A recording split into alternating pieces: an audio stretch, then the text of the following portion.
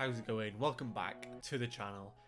I'm going to dedicate this whole video to review of the new core TCG set, which is Photon Hypernova. This set is going to change a lot more than what I thought it'd be. I've just spent the last couple of hours doing some research. I've only been playing current format because of the YCS in Sydney. Again, if I sound bunged up or not well, it's because I've been traveling a lot. So ignore the fact that I sound quite ill. I'm going to share some of my initial thoughts on the set, what I expect to see for Leon and Mexico. But yeah, let's just get the details up and then we'll go over them. So the release in Europe is the 9th of February. So that is the week before Leon and Mexico. We then have Vegas the weekend after. So going to be quite a busy 2 weeks after the set drops. Obviously we get the new archetype, which is Karuuda. The deck's been around for a while, but they get the rest of the missing pieces now to make the deck a really solid contender. All three YCSs. I don't expect the deck to be the best deck. I think Tier is by far the best deck still. However, this deck does shake things up quite a bit, adds a new shifter deck into the format, which is always quite scary for Tier players. The set also gives us some broken staples, which we'll go over in a minute. But yeah, first sort of card I want to look at is the new Bestial, which is Baldrake. So it does everything the normal Bestials do. Quick effect, your opponent controls a monster. DD Crow for light and darks, all that good stuff. 25 body, level 6. However, this card now provides disruption in your opponent's turn. So if your opponent controls, so if they special summon a Ritual, Fusion, Synchro, XYZ, or Link, you can tribute a light or dark monster, which isn't cost, so we can trigger tiers.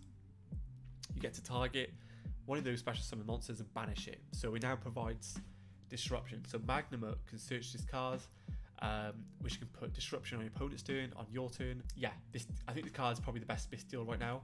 I believe this card right here, triple tactic tasking, will sort of put players away from Bestials in the tier mirror. So if we don't get a ban list, an instant fusion stays legal.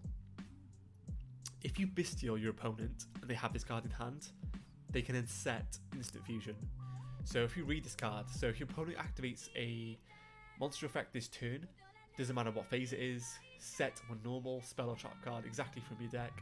Or if your opponent controls a monster, you can add that card to your hand instead. So this can pretty much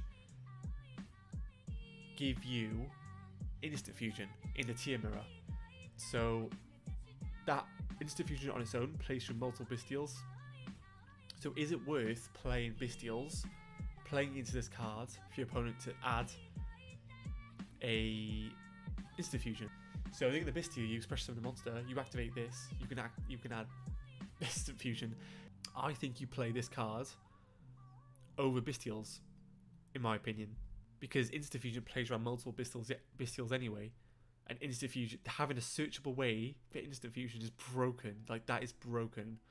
This card is crazy. Oh my god. Going second, if they activate like a Baron, activate anything, you can search your deck. Yeah, I think that's a lot to think about for tier players. There is a way where you just play this card 3 talents.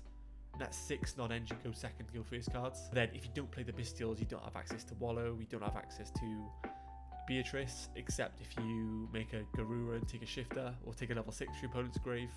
So yeah, a lot to think about. I think this card's going to be massive for the game for the rest of the season, but if we get a ban list, you could potentially see this card over a lot more non-NG cards at the moment. Okay, so next card is the Karuuda Arise Heart. This is the new boss monster for the Karuuda deck. However, Tier can actually summon this card as well because of the new Tier Limits Karuuda card.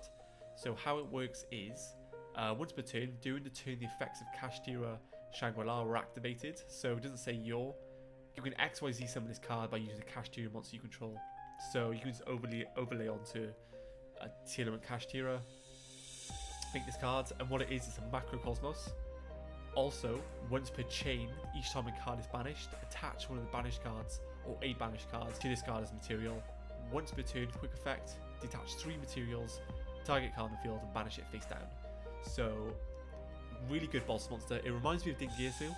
And we all know how strong Dingirsu was, so it'll be interesting to see how this card is shaped into the meta, because I think a lot of decks can utilize it. A lot of well, a lot of Kashtira decks can utilize it, because Scareclaw can now play Kashtira cards, Tia can play Kashtira cards, and obviously Kashtira will play this card as well. So a really strong monster.